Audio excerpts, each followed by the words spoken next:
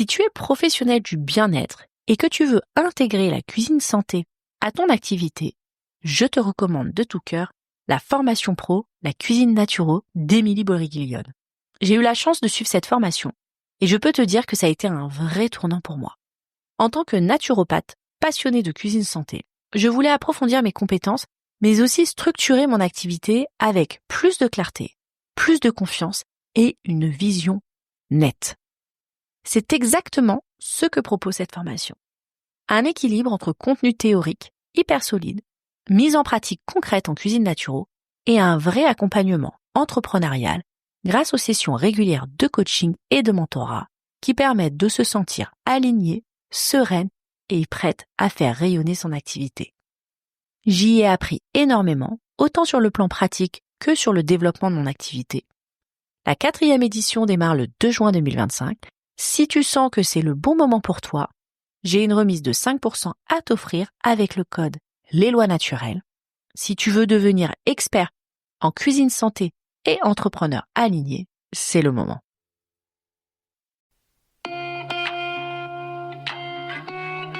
Bonjour et bienvenue dans le podcast Les Lois Naturelles. Je suis Camille Langlais, naturopathe et fondatrice de ce podcast. C'est en transformant mon hygiène de vie et particulièrement mon alimentation que j'ai découvert toute l'énergie dont mon corps disposait.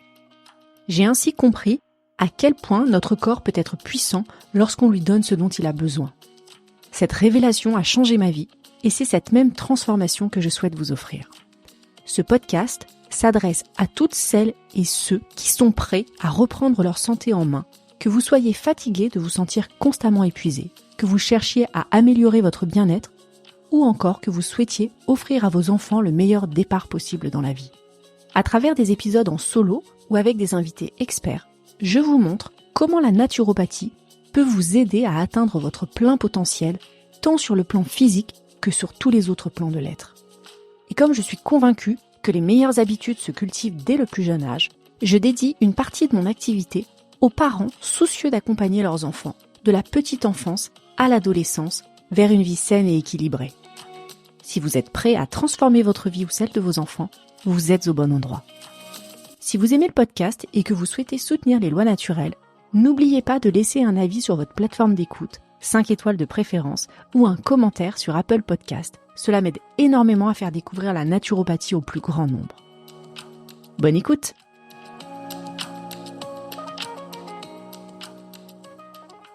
Bonjour et bienvenue dans un nouvel épisode des Lois Naturelles.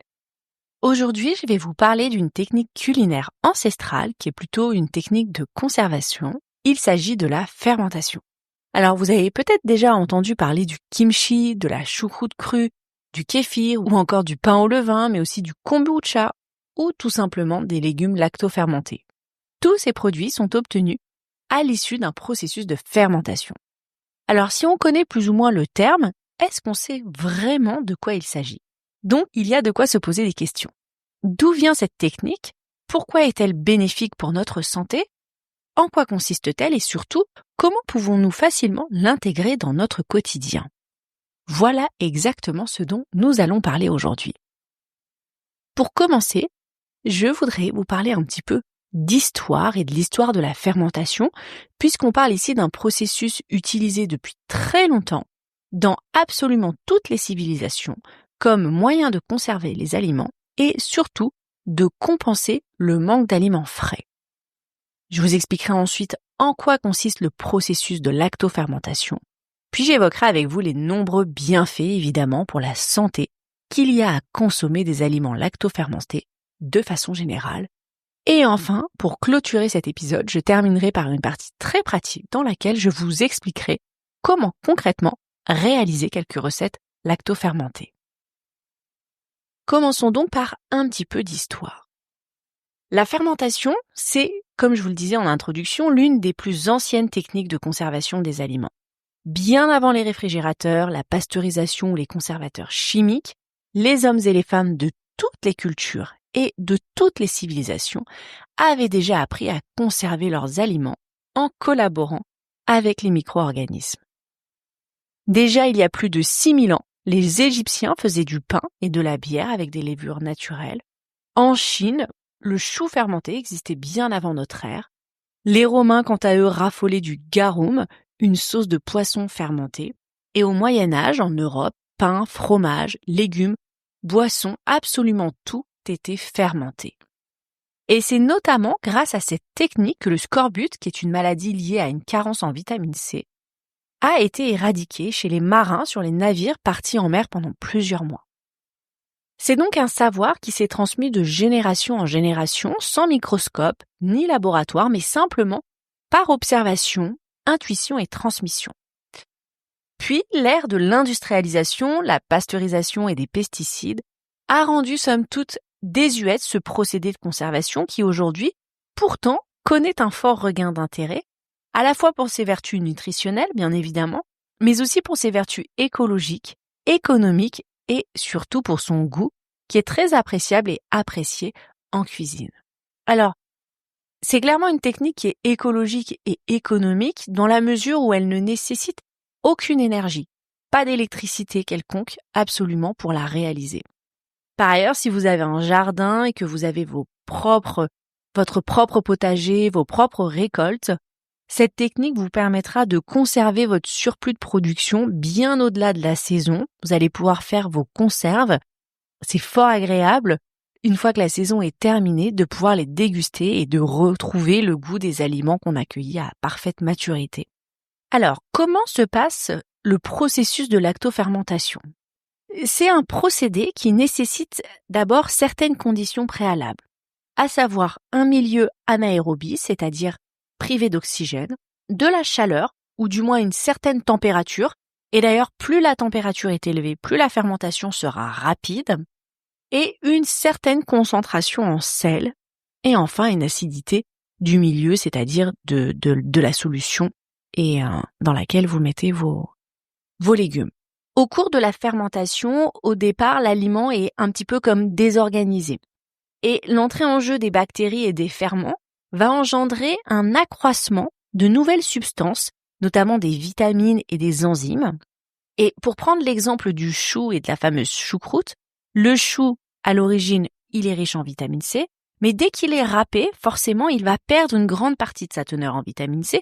Pourquoi ? Tout simplement parce que la vitamine C est une vitamine qui est thermosensible, c'est-à-dire sensible à la température, et photosensible, c'est-à-dire qu'elle est détruite par la lumière. Et grâce au procédé de lactofermentation, la lactofermentation, elle va permettre d'accroître le taux de vitamine C à un taux bien supérieur à celui qui était initialement présent dans le chou au départ. Donc ça, c'est vraiment un procédé absolument merveilleux sur ce point. Et d'ailleurs, sur ce point, il est analogue à la germination dans la mesure où il va décupler la teneur en certaines vitamines et certains minéraux qui sont présents à l'origine dans le produit de départ, que ce soit le légume, là, dont on prenait l'exemple du chou, aussi dans la graine pour les graines germées. Et d'ailleurs, quand vous faites vos conserves de légumes lactofermentés, je pense aux choux rouges ou aux carottes, vous verrez qu'ils ont vraiment une odeur caractéristique qui est extrêmement vive. Le chou rouge, qui est violet, devient vraiment un violet très prononcé, très vif. Pareil pour les carottes, c'est très appétissant. Ça fait des légumes magnifiques. Ils sont très tendres après et ils ont un goût légèrement acidulé. Donc, visuellement, tout de suite, je trouve que la couleur transmet, rien qu'à elle seule, la teneur et la richesse en vitamines.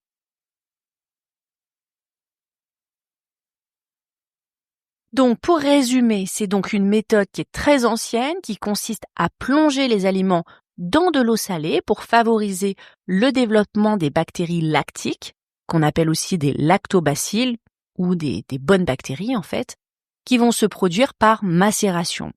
Et en fait, une fois qu'elles sont privées de contact avec l'air, c'est-à-dire dans le milieu anaérobie dont on parlait tout à l'heure, ces bactéries vont proliférer en se nourrissant des sucres qui sont présents dans les aliments. Et ces sucres, ces bactéries vont les transformer en acide lactique. D'où le nom du procédé, lactofermentation. Et c'est cet acide lactique qui va contribuer à détruire les bactéries pathogènes. Donc, la lactofermentation, c'est vraiment le procédé de transformation des sucres, c'est-à-dire du glucose présent dans les légumes, en acide lactique par les bactéries. Au bout d'un certain temps, la teneur en acide lactique atteint un certain seuil et elle arrive à l'équilibre et la fermentation s'arrête. Et là, la conservation peut alors se prolonger plusieurs années. Pourquoi ? Tout simplement grâce à l'acide lactique qui, lui, a pour effet d'inhiber les autres micro-organismes qui, eux, pourraient être responsables de la moisissure. C'est pour ça que les légumes lacto-fermentés sont non seulement acidulés, parce qu'ils ont un petit goût, comme s'ils avaient mariné dans du vinaigre, comme les pickles, mais ils sont aussi croquants et ils seront même plus intéressants d'un point de vue nutritif. Et c'est ce qu'on va voir tout de suite. Pourquoi la lactofermentation est un procédé qui est bénéfique pour notre santé. Effectivement, la fermentation ne se contente pas de conserver les aliments, elle les transforme, elle les enrichit et surtout, elle les rend plus digestes. Alors évidemment, la lactofermentation apporte des probiotiques, on l'a vu, les lactobacilles, et ce sont ces bactéries vivantes qui vont venir nourrir et enrichir notre microbiote intestinal, qu'on appelle, vous le savez, notre deuxième cerveau et qui joue un rôle absolument clé dans notre digestion, notre immunité, notre humeur, notre équilibre hormonal et encore, je pense que plus les recherches avanceront, plus on découvrira à quel point le microbiote a un rôle clé dans l'ensemble de notre santé. Et donc ces bactéries, elles ont aussi la propriété d'éliminer les fermentations indésirables au sein du côlon. Elles évitent la prolifération de Candida albicans et d'autres bactéries indésirables. La lactofermentation a également la propriété de prédigérer les aliments. En ce sens, évidemment, elle facilite la digestion et les aliments lactofermentés stimulent le pancréas. Ils viennent également réguler le pH stomacal grâce à leur acidité. Ils stimulent le péristaltisme intestinal et luttent activement contre la constipation. Donc de nombreuses propriétés fort intéressantes pour ces aliments. La fermentation décompose naturellement certaines substances, notamment le lactose dans les yaourts et le kéfir de lait, mais aussi les protéines du gluten dans le pain au levain, d'où l'intérêt de manger un pain au levain et un pain 100% levain, puisque, attention, petite parenthèse, mais n'hésitez pas à poser la question dans la boulangerie où vous achetez votre pain au levain, sauf si vous le faites vous-même, mais une bonne partie des pains au levain vendus par les boulangers sont en fait un mélange de levain et de levure. Donc ça vient complètement altérer les propriétés du levain. Donc c'est très important de se renseigner sur le pain au levain que vous achetez et de vérifier qu'il est bien 100% levain.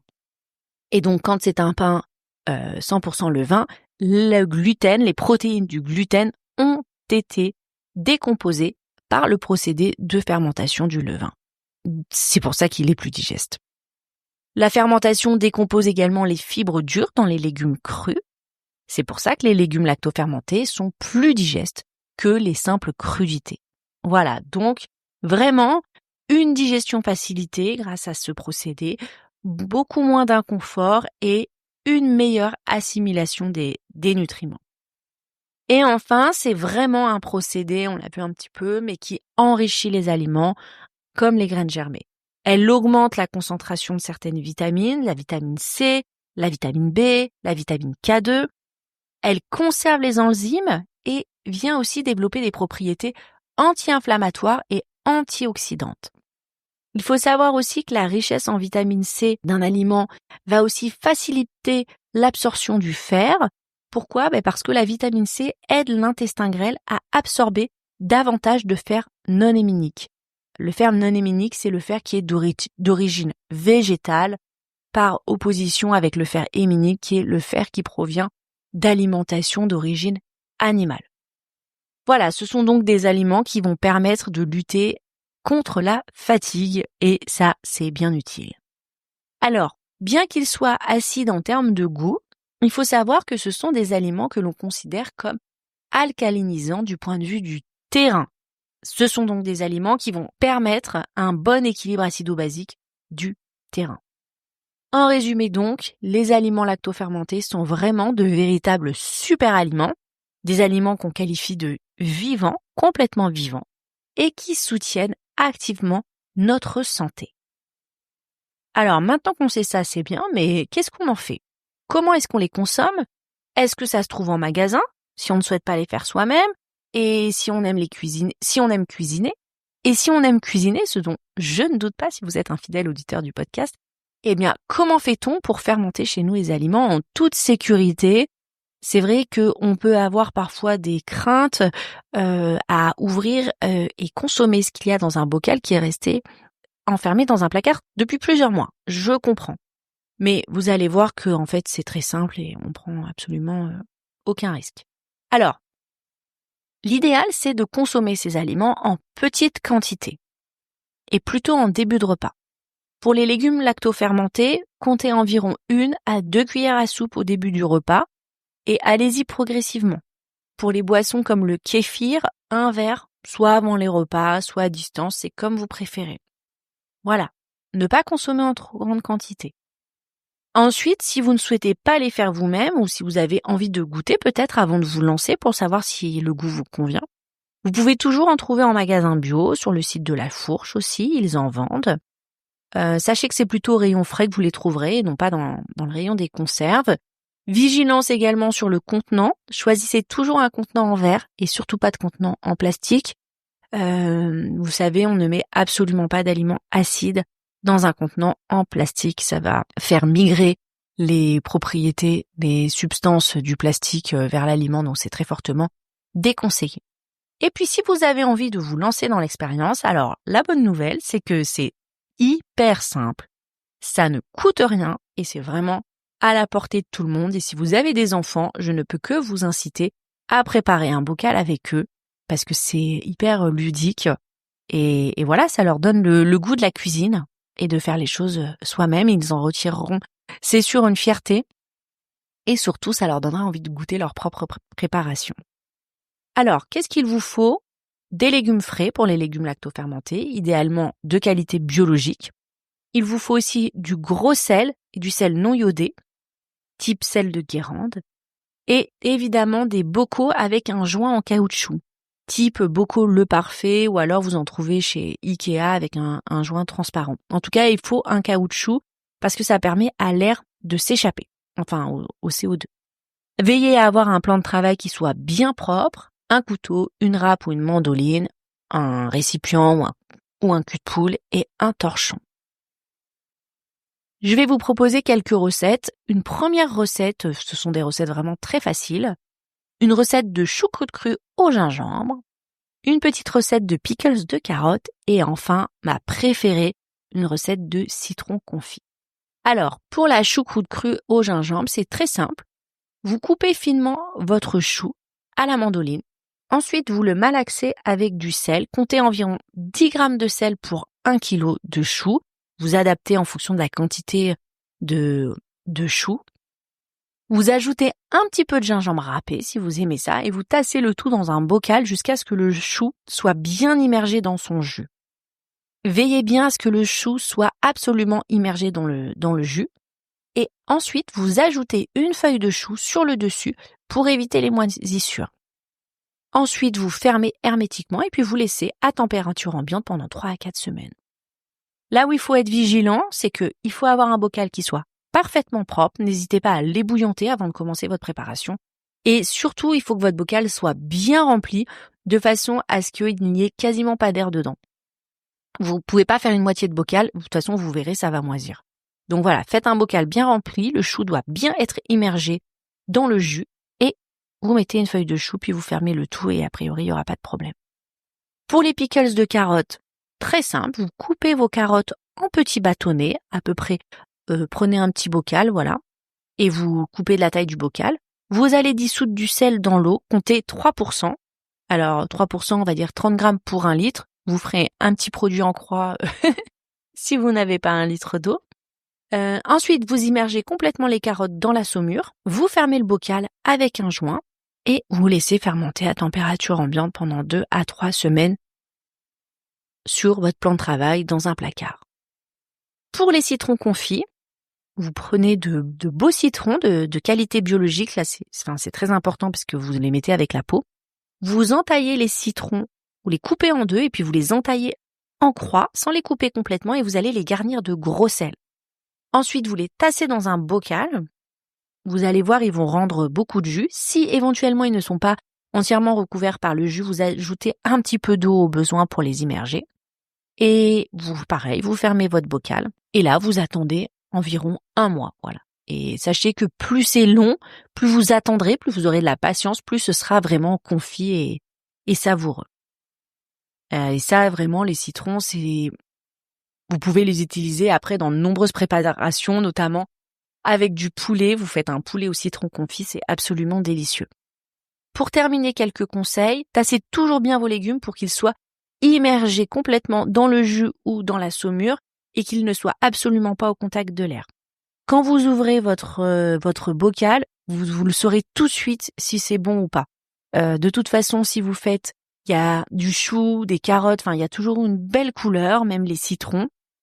S'il y a un problème, vraiment, vous n'aurez pas de doute parce que normalement, quand vous ouvrez votre bocal, ça doit sentir bon, une petite odeur un petit peu acidulée, vinaigrée, mais jamais une mauvaise odeur. Une fois que vous l'avez ouvert, vous conservez au réfrigérateur et vous utilisez bien sûr toujours des ustensiles propres pour vous servir et vous consommez ça dans les jours qui suivent. Et la patience sera votre meilleur allié. Comptez vraiment au minimum une dizaine de jours pour les légumes, mais voilà, comptez. L'idéal, c'est quand même d'aller entre 3 à 6 semaines pour avoir un procédé qui a bien travaillé. Sachez qu'il existe plein d'autres préparations lactofermentées, plein d'autres préparations fermentées. Là, je vous ai parlé essentiellement des légumes, mais il y a le kéfir de fruits ou le kéfir de lait. Pour le kéfir, ce sont des grains qu'on mélange avec de l'eau, du sucre, un peu de citron et une figue sèche. Ça nous fait une boisson pétillante après environ 24 à 36 voire 48 heures selon la température de fermentation. Il y a aussi le kombucha qui est à base de thé et de sucre. C'est fermenté avec une mer de kombucha. Ça ressemble à une mer de vinaigre. Le miso aussi, qui est une spécialité asiatique, est une pâte de soja fermentée avec du koji. Attention parce qu'il existe aussi du miso pasteurisé. Donc là, évidemment, toutes les bactéries ne sont plus présentes et le miso perd une grande partie de son intérêt. Quand vous utilisez du miso, faut faire attention à ne pas le faire bouillir. Quand vous faites de la soupe miso, veillez toujours à le délayer dans un petit bol à part, dans un bouillon chaud mais non bouillant. Le vinaigre de cidre aussi est une préparation fermentée qui est très utile pour réguler la glycémie en début de repas ou stimuler la digestion.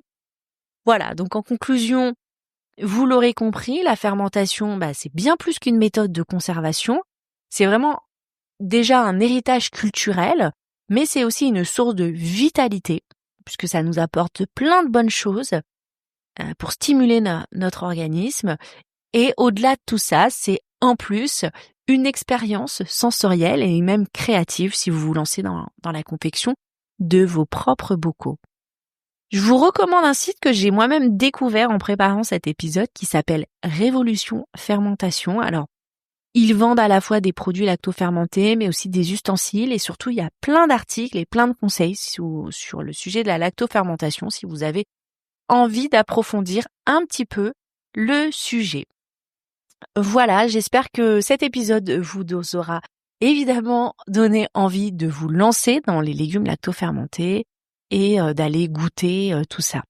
Je vous mettrai pour les abonnés à la newsletter un petit livret avec quelques recettes lactofermentées pour les découvrir. Si vous ne recevez pas la newsletter, je vous incite vivement à vous y inscrire. J'essaye de partager toujours un petit peu le contenu de l'épisode et puis des petits bonus selon mon inspiration du moment. Donc là, je vous partage quelques recettes lactofermentées. Si vous ne recevez pas la newsletter, n'hésitez pas à me faire un petit message. Je me ferai un plaisir de vous envoyer ce petit livret. Comme d'habitude, j'espère que l'épisode vous a plu. Si c'est le cas, pensez à laisser un petit commentaire. Ça aide fortement à faire découvrir le podcast. Partagez-le autour de vous à toutes les personnes que ça pourrait intéresser. Et puis, je vous retrouve la semaine prochaine pour un nouvel épisode. De mon côté, je vous retrouve la semaine prochaine pour un nouvel épisode avec une invitée fort sympathique que je vous ferai découvrir. D'ici là, portez-vous bien. À bientôt. Merci d'avoir écouté cet épisode. Rejoignez la communauté des lois naturelles en vous abonnant au podcast et découvrez comment mettre en place des changements simples mais puissants dans votre quotidien. Et si vous souhaitez aller plus loin, je vous invite à prendre rendez-vous pour une consultation en naturopathie où je vous accompagnerai personnellement dans votre démarche de santé naturelle. Ensemble, nous explorerons comment la naturopathie peut transformer votre bien-être et celui de votre famille. Pour prendre rendez-vous, contactez-moi directement via mon compte Instagram, Les Lois Naturelles, ou envoyez-moi un mail à l'adresse suivante, lesloisnaturelles@gmail.com. Je serai ravie de vous accompagner sur votre chemin vers une meilleure santé. À bientôt!